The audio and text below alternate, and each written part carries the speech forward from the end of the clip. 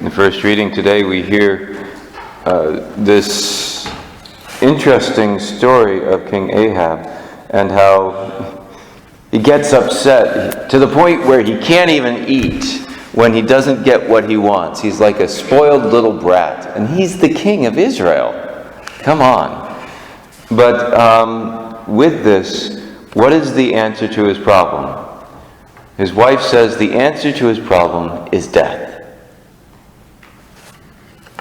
That's the perfect definition of the culture of death, is when there's a problem, we just kill it.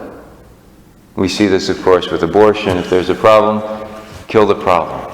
But we see this in so many ways, and while we might not go out and try to kill the people that really irritate us, we see in our culture very much it's cancel them. We don't want to hear from them anymore. Get rid of them. And even we see that it's not even that we can have a logical discussion with anyone, but rather it's now just shout them down.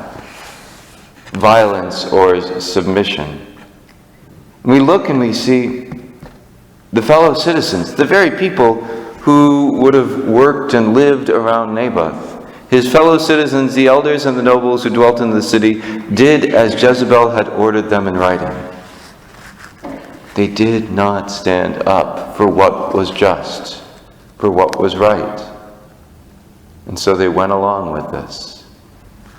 And I wonder, at what point we're called to stand up to injustice, but we just go along. And that, the Lord was speaking to my heart saying, pray for wisdom and for courage. For wisdom and for courage. Wisdom to be able to recognize when those right times are and what you're supposed to do and what you're supposed to say. And sometimes no words will help, but just we have to stand up for what is right. And the courage to be able to do it, not just to go along with the crowd. I was thinking about the whole Rwandan genocide that happened in the 90s. Now, when you read like the story of Immaculée and others, you hear about how these people who were neighbors, who went to school with them, who went to church with them, got drawn into this mob mentality of going and killing the opposite tribe members. And I forget if it was the Hutu or the Tutsi or which one was the aggressor, but that there was this awful genocide going on. And then afterwards, the people were like, wait, what did we do? How did we fall in line with this? We can see real evil moving. And if we think we're above this, without the grace of God, we're not. We need to be asking God for that wisdom to be able to see how I'm supposed to move in this life, what I'm supposed to do, how I'm supposed to speak up, how I'm supposed to act appropriately, and for the courage to be able to do it. And then we look at the gospel today. You have heard that it was said, another one of those, Jesus proclaiming his deity, but I say to you, an eye for an eye and a tooth for a tooth. Now a lot of times we look and we say, therefore, the Old Testament was giving permission to you took out my tooth, I'm going to take out your tooth. You took out my eye, I'm going to take out your eye. But this was actually a restrictive measure because violence, rather, wouldn't be on that same level, but it would always increase. It would escalate. We don't see any of that in the world today. But it would escalate, and so they'd say, you took out one tooth, I'm going to take out all your teeth. You took out my eye, I'm going to take your whole life.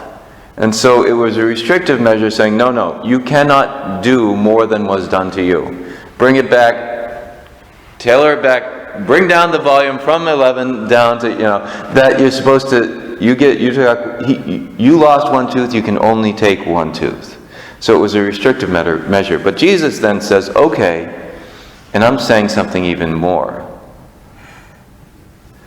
Offer no resistance to one who is evil. When someone strikes you on the right cheek, turn the other one as well. And as I was praying about this, this kind of goes against the other thing where you should be standing up against that evil. What's going on? And I think what the key to this is, and you'll have to pray about this because I know I don't have the answer.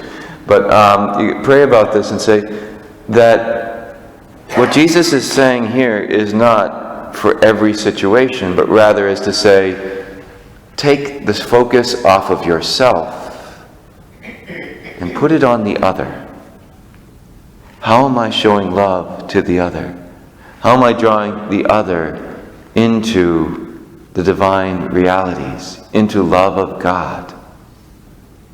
Because we know, for instance, at Jesus' trial, he did come up against the high priest, and one of the guards slapped him, and he said, "You shouldn't speak to the high priest like that." And he said, if I spoke wrongly, speak to the wrong. So he didn't just say, I'm going to turn the other cheek. But he was trying to point out, do you see the wrong that's there that you're doing? Do you see how you're doing evil? And so when we turn the other cheek, we're saying, okay, instead of being focused on the insult that was done to me, I want to show them, oh, are you going to go and slap me again? Do you see what you're doing? Do you see the violence you're doing? Or, if anyone wants to take you to law over your tunic, hand him your cloak as well. Do you see how silly this is that you're going to law over my shirt? No, okay, then I'll give you my cloak as well. Do you see what type of violence you're doing, injustice? Should anyone press you into service for 1 mile, this would be a Roman soldier, go with him 2 miles. Do you see the injustice that's being done here? Can you not be turned away from that and back to the land of the just and the right? I remember the story of, I think it was Desmond Tutu, I could be wrong, but he was in South Africa, and he was walking along one of these narrow planks over a whole muddy section so that they wouldn't, this narrow plank. And if you came across someone going the other way, it was so narrow you kind of had to go like this to get across. Well, he came across a white supremacist who saw him coming along and said to him, "Get out of the way. I don't make way for apes." And so he graciously steps into the mud and goes like this and says, "Well, I do." What was he doing? He was turning the other cheek. He was saying, Do you see what you're doing? Do you see the evil that you're promoting? Come back to the Lord. Come back. It's an act of love. It's not an act of submission. Oh, okay, I'm going to turn the other cheek. Oh, no, yeah, just walk all over me. I'll step in the mud. Okay. It's not that. It's an act of love for the other person. To act as a mirror to them, to say, do you see the evil you're doing? And so there are times when we have to act as that mirror in society. And I think when we look at the citizens of Jezreel, the Jezreelites, none of them acted as that mirror. Do you see the evil we're doing to Naboth?